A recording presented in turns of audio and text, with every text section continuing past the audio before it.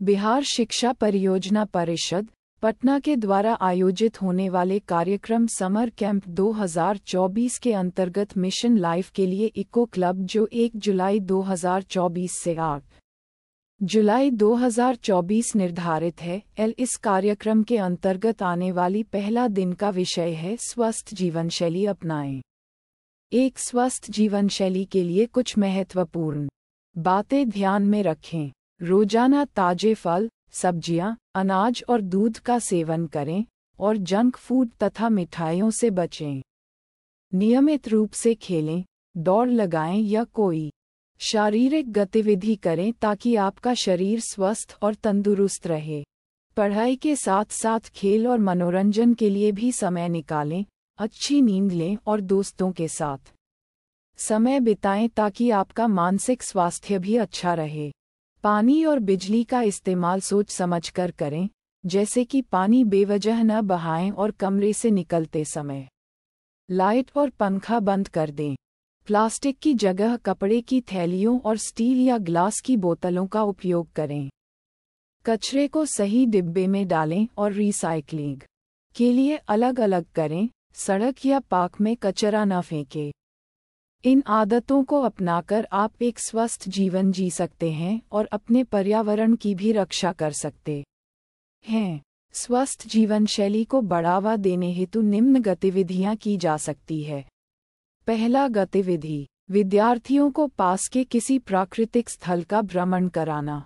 छात्रों के लिए प्रकृति सैर का आयोजन करना उनके पर्यावरणीय ज्ञान को बढ़ाने और उन्हें प्रकृति के साथ जोड़ने का एक महत्वपूर्ण तरीका है। ये गतिविधि छात्रों को अपने आसपास के पारिस्थितिकी तंत्र की विविधता, जटिलता और सुंदरता का प्रत्यक्ष अनुभव प्रदान करती है। प्रकृति सैर के माध्यम से बच्चे जीव जंतुओं और पौधों की विभिन्न प्रजातियों को पहचानना और उनके बीच के पारस्परिक संबंधों को समझना सीखते हैं। इससे उनमें पर्यावरण के प्रति संवेदनशीलता और जागरूकता बढ़ती है, जो पर्यावरण संरक्षण में उनकी भूमिका को महत्वपूर्ण बनाता है।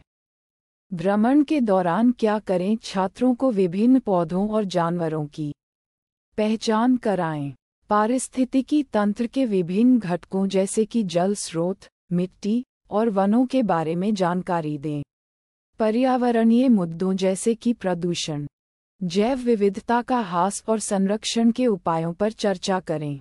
निरीक्षण और अन्वेषण, छात्रों को अपने पर्यावरण का निरीक्षण करने और नोट्स बनाने के लिए प्रोत्साहित करें।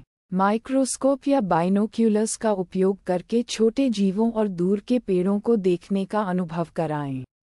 मिट्टी के नमूने इकट्ठा करें और उनका विश्लेषण करें। व्यवहारिक गतिविधियां, छात्रों को पत्तियों, फूलों और कीड़ों को इकट्ठा करने और उनका अध्ययन करने के लिए कहें। जल स्रोतों का निरीक्षण करें और पानी की गुणवत्ता की जांच करें। छात्रों को स्थानीय पौधों और जानवरों के बारे में परियोजनाएं तैयार करने के लिए प्रेरित करें। पर्यावरणीय खेल और प्रतियोगिताओं का आयोजन, छात्रों के बीच क्विज, खोजबीन प्रतियोगिताएं और पर्यावरणीय खेल आयोजित करें। टीम बिल्डिंग गतिविधियों के माध्यम से सहयोग और संचार कौशल को बढ़ावा दें। फोटो और चित्रकारी, छात्रों को प्रकृति की सुंदरता को कैमरे या स्केचबुक में कैद करने के लिए प्रेरित करें। उन्हें अपनी कला और फोटोग्राफी के माध्यम से पर्यावरण के प्रति अपने विचार व्यक्त करने का अवसर दें। उपर्युक्त गतिविधियों के माध्यम से छात्रों में पर्यावरण के प्रति प्यार, सम्मान और जिम्मेदारी की भावना विकसित होगी, जो उन्हें एक बेहतर भविष्य के निर्माण में सक्षम बनाएगी। दूसरा गतिविधि, मरुस्थलीकरण, भूमि पुनर्स्थापन, सूखा प्रतिरोधक क्षमता के बारे में जानना। मरुस्थलीकरण, भूमि पुनर्सीपन और सूखा प्रतिरोधक क्षमता के बारे में जानकारी छात्रों को पर्यावरणीय चुनौतियों और उनके समाधान की समझ विकसित करने में मदद करती है। मरुस्थलीकरण से जुड़ी समस्याएं, जैसे कि मिट्टी की गुणवत्ता का ह्रास, जल की कमी और जैव विविधता का नुकसान, बच्चों को ये समझाने में महत्वपूर्ण भूमिका निभाती हैं कि इन मुद्दों का समाधान कैसे किया जा सकता है। भूमि पुनर्स्थापन की तकनीकें और सूखा प्रतिरोधक क्षमता के उपाय उन्हें इस बात की जानकारी देते हैं कि कैसे हम अपने पर्यावरण को पुनर्स्थापित और संरक्षित कर सकते हैं, जिससे दीर्घकालिक सतत विकास संभव हो सके। विद्यार्थियों के बीच समझ विकसित करने के लिए क्या करें? मरुस्थलीकरण, भूमि पुनर्स्थापन और सूखा प्रतिरोधक क्षमता पर विशेषज्ञों के सत्र आयोजित करें। छात्रों को इन मुद्दों पर आधारित डॉक्यूमेंट्री और शैक्षिकी वीडियो दिखाएं। प्रोजेक्ट कार्य छात्रों को मरुस्थलीकरण और भूमि पुनर्स्थापन के बारे में प्रोजेक्ट बनाने के लिए कहें। सूखा प्रतिरोधक फसलों और पौधों के अध्ययन पर आधारित असाइनमेंट दें। प्रायोगिक गतिविधियां छात्रों को मिट्टी के परीक्षण और जल संरक्षण तकनीकों का व्यावहारिक अनुभव कराएं। उन्हें सूखा प्रतिरोधी पौधों की देखभाल और उनके विकास का अवलोकन करने के लिए प्रेरित करें। भूमि पुनर्स्थापन अभियानों में भागीदारी छात्रों विद्यार्थियों को स्थानीय समुदायों के साथ मिलकर भूमि पुनर्स्थापन अभियानों में शामिल करें। वृक्षारोपण और जल संरक्षण परियोजनाओं में उनकी भागीदारी सुनिश्चित करें। साक्षात्कार और सर्वेक्षण विद्यार्थियों को किसानों, पर्यावरण विशेषज्ञों और समुदाय के सदस्यों के साक्षात्कार लेने के लिए प्रोत्साहित करें। मरुस्थलीकरण और सूखे के प्रभावों पर आधारित सर्वेक्षण तैयार करने और निष्कर्ष निकालने के लिए मार्गदर्शन दें। पर्यावरणीय खेल और प्रतियोगिताएं मरुस्थलीकरण और भूमि पुनर्स्थापन से जुड़े क्विज और प्रतियोगिताओं का आयोजन करें। विद्यार्थियों के बीच पोस्टर, चार्ट और मॉडल बनाने की प्रतियोगिताएं आयोजित करें। उपर्युक्त गतिविधियों के माध्यम से विद्यार्थियों में मरुस्थलीकरण, भूमि पुनर्स्थापन और सूखा प्रतिरोधक क्षमता के बारे में जागरूकता और समझ बढ़ेगी। यह उन्हें पर्यावरणीय समस्याओं के समाधान में सक्रिय भागीदार बनाएगा और उन्हें सतत विकास के लक्ष्यों की प्राप्ति के लिए प्रेरित करेगा। गतिविधि 3 पर्यावरण संरक्षण के बारे में जानें। पर्यावरण संरक्षण के बारे में जानना विद्यार्थियों को हमारे प्राकृतिक संसाधनों की रक्षा और संरक्षण के महत्व को समझाने में मदद करता है।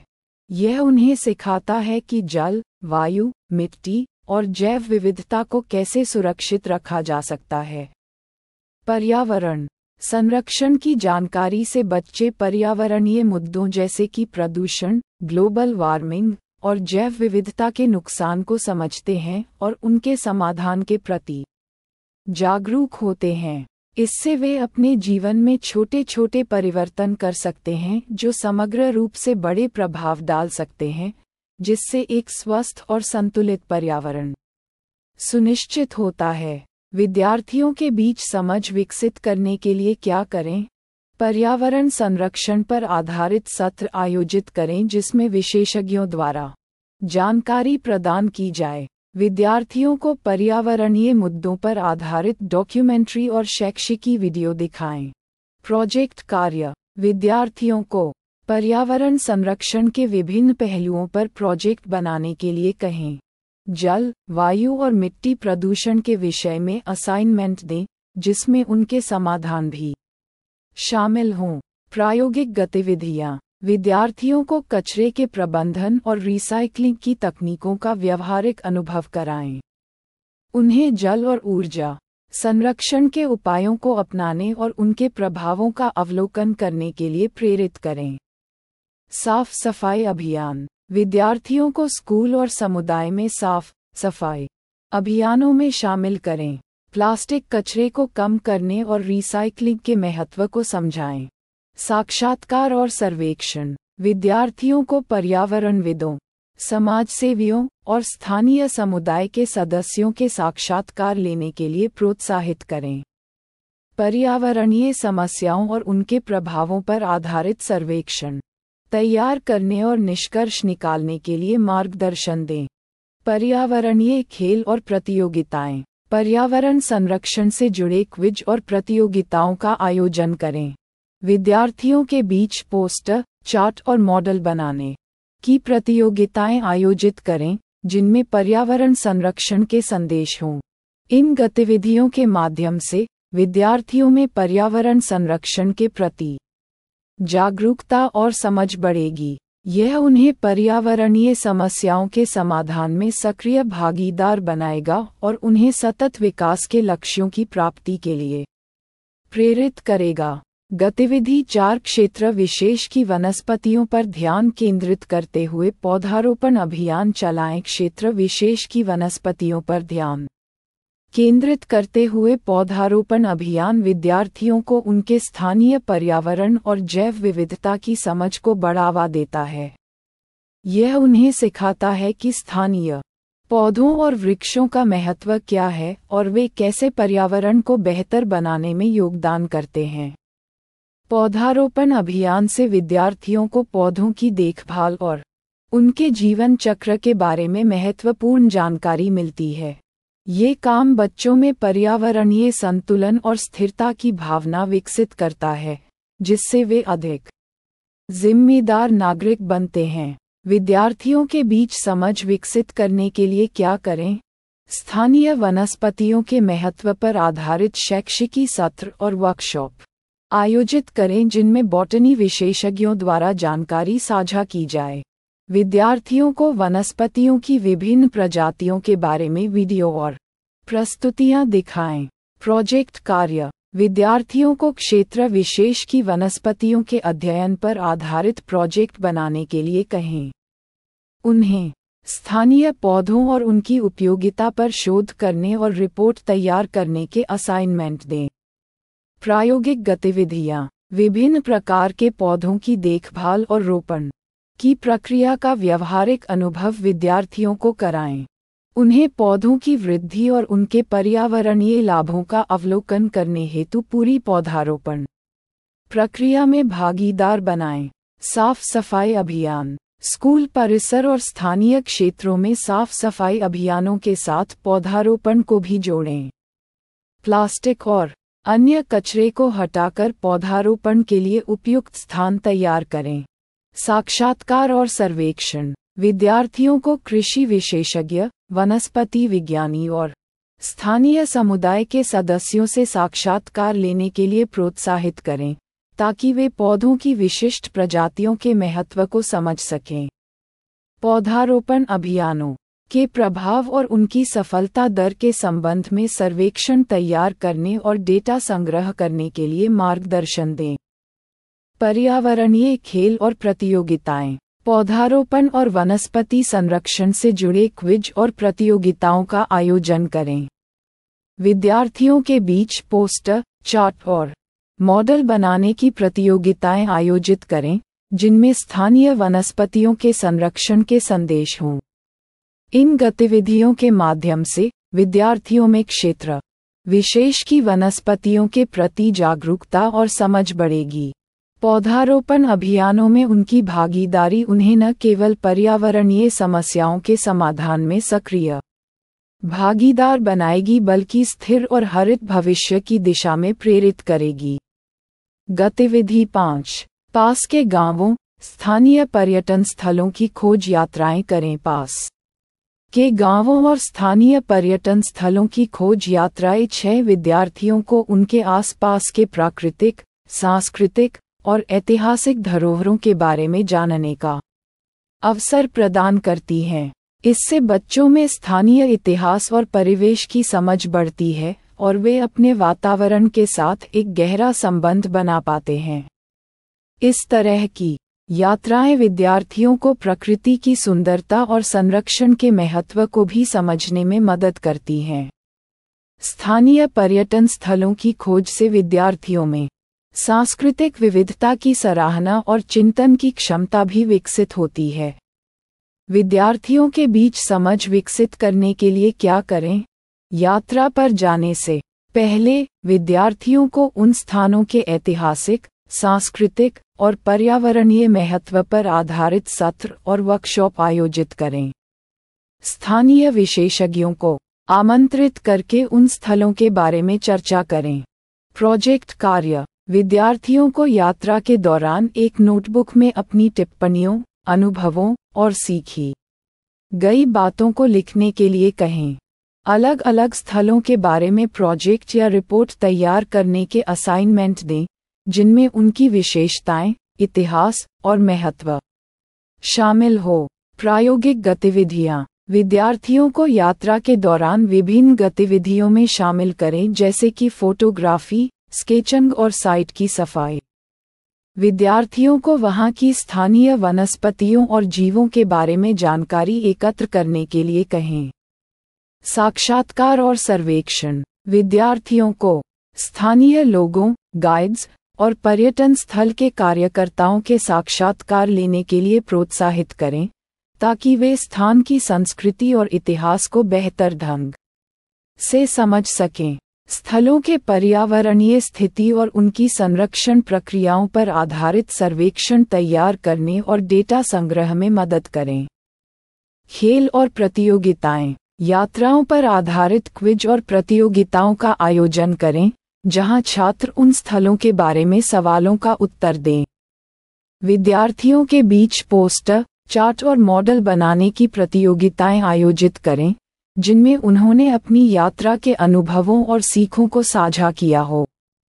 सामाजिक और सांस्कृतिक सहभागिता। स्थानीय गांवों में सामाजिक सहभागिता कार्यक्रम आयोजित करें, जिसमें छात्र वहां के बच्चों और युवाओं के साथ मिलकर गतिविधियां कर सकें।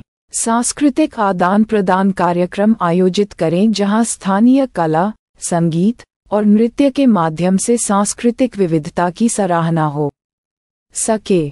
इन गतिविधियों के माध्यम से विद्यार्थियों में स्थानीय पर्यटन स्थलों और गांवों के प्रति जागरूकता और समझ बढ़ेगी।